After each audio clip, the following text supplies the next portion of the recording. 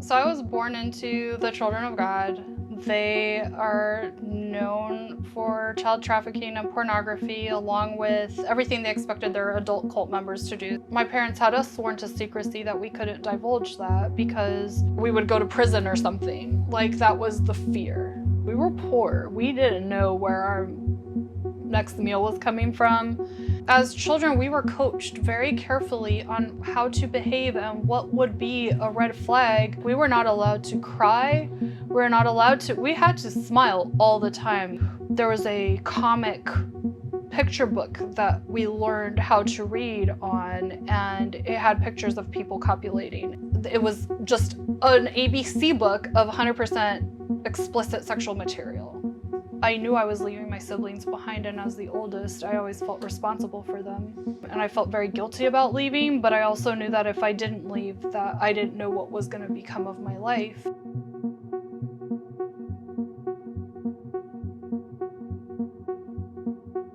Have you ever met someone that grew up in a cult? What about the notorious religious cult, the Children of God? Julie and I met years ago while I was working on a story about veterans with PTSD. Julie, a veteran herself, would tell me stories about growing up all over the world and serving as an interrogator in Iraq. Julie was actually the first person I thought of when starting this project. Julie's life story is so multifaceted that I had to turn it into a two-part interview. In this first part, we're going to talk about what it was like growing up in a cult, how Julie was able to finally leave, and what it was like to come to the US as a teenager. In part two, we get into what made her decide to join the military, what it's like being an interrogator in Iraq, and finding your life's purpose by helping others with trauma. I was born in 1978 in the Netherlands. My mother's Dutch. My dad is originally from Buffalo. They both met in a cult called the Children of God, and they met in the Netherlands. My dad he joined the Navy and then defected twice, went AWOL twice. The second time they didn't catch him, he jumped ship in France, and then he was in Wales for a while, and then he was in the Netherlands with this cult. My mother, she was a nurse in the Netherlands, and both of them decided to ditch their traditional lives and become cult members.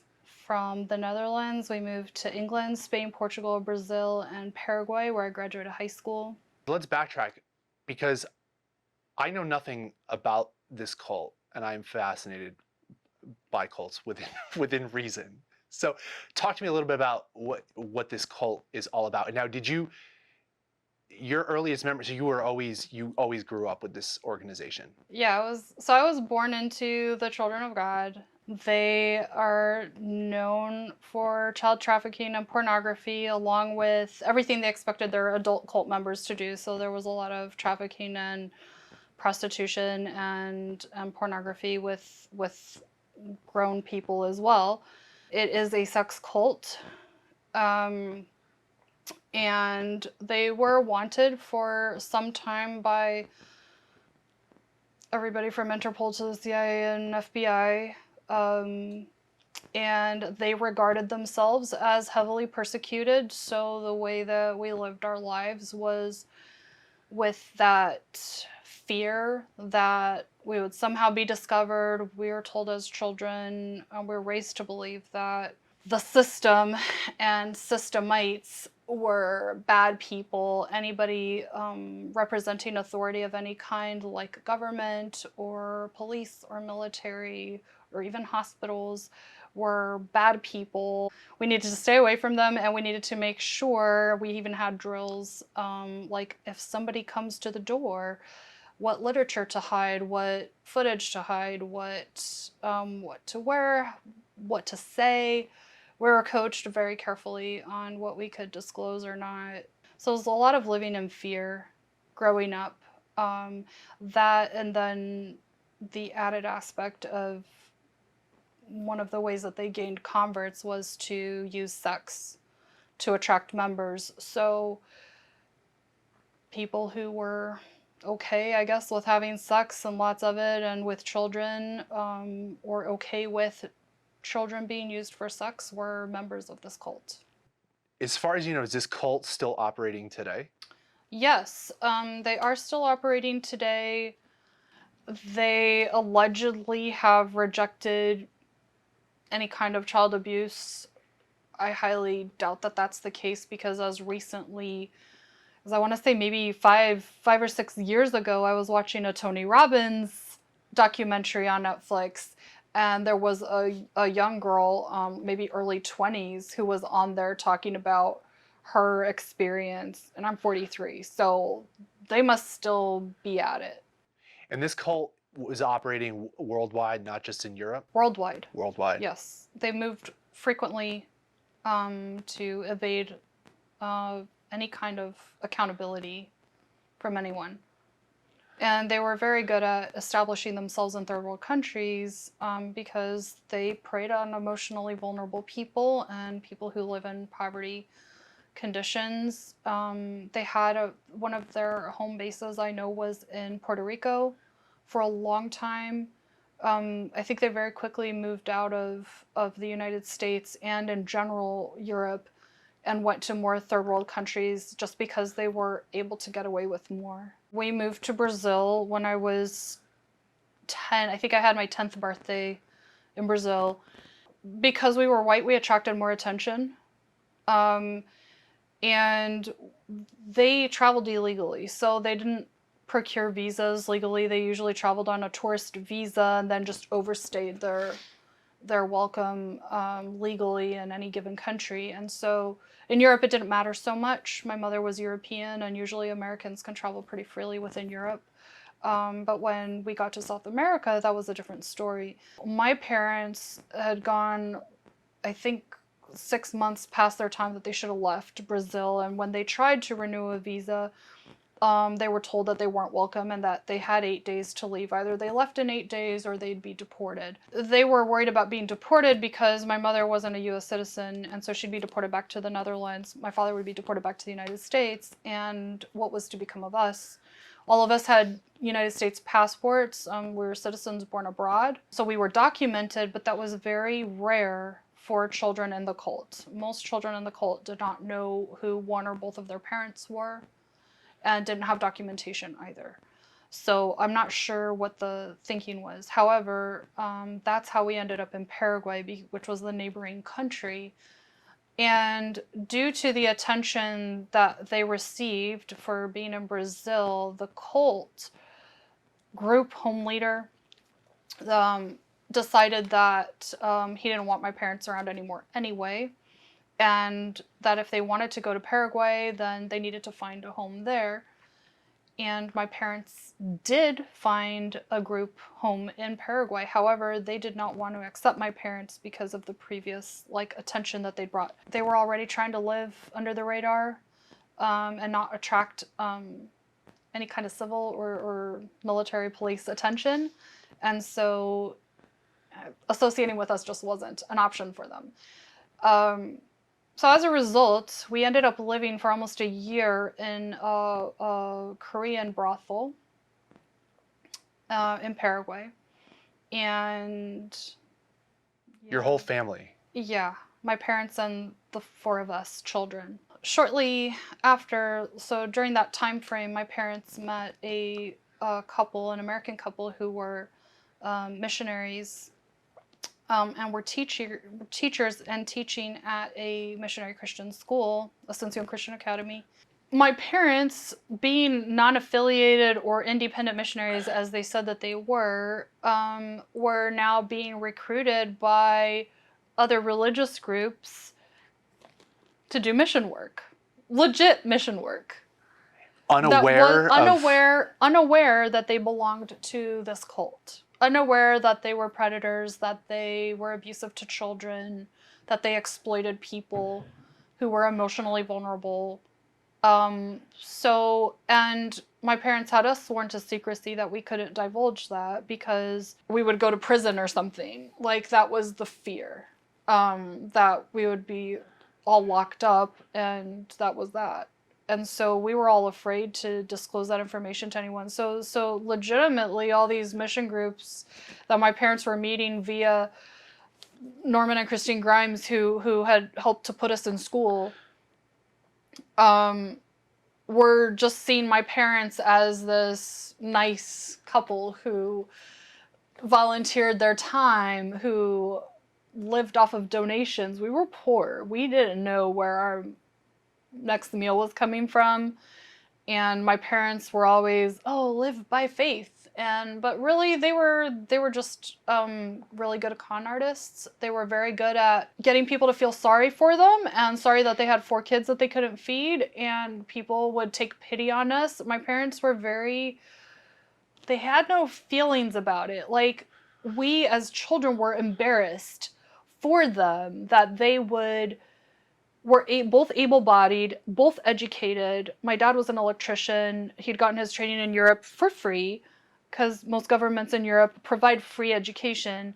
So he was a trained electrician. My mom was a nurse, and neither of them worked. All they did was they went to people and told them about God and Jesus and however else they could ingratiate themselves to people, and then ask them for donations and food or clothes or whatever. They would call it provisioning, where they would go to stores and give some sob story about how they're helping people, and so could these businesses please donate things to us. It is so hard for me to believe that these people, these missionaries that would come down there and see you kids and your parents, that nobody kind of had an inkling of what was going on. I mean, as a parent, to me, it's extremely difficult, and it's unfortunate that happened. As children, we were coached very carefully on how to behave and what would be a red flag for people to notice. Like, we were not allowed to cry. We had to smile all the time. They would, we couldn't have a resting face of any kind. Like, we had to be happy. We had to be cheerful, energetic. Couldn't talk about anything serious. We could quote as many Bible verses as we wanted. We could sing, we could dance, we could whatever, be as cute as we wanted to be, but we could not talk about certain things like the persecution, or America being called the whore of Babylon, or like all of these like we could refer to Jesus and God and the Holy Spirit, but we could not describe them to people because the Holy Spirit was a nude woman with little heart pasties on her nipples and a string of pearls around her neck.